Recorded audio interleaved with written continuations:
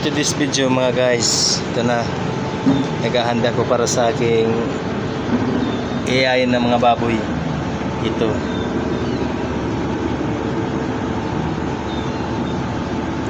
tatlong baboy ang iayain ko ngayong hapon, October 17, 2025. Malayo po guys, iayain ko dito sa Palo, Tanawan at saka sa Dagami.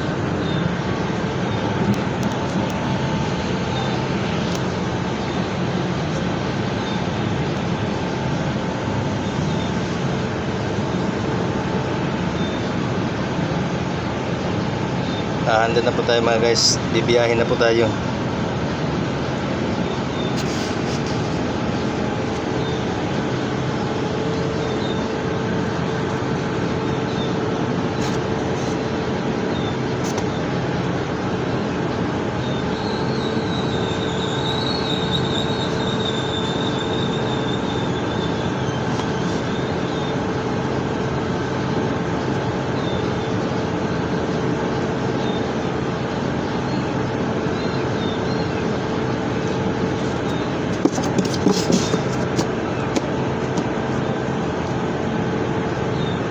Okay mga guys, salamat sa panonood.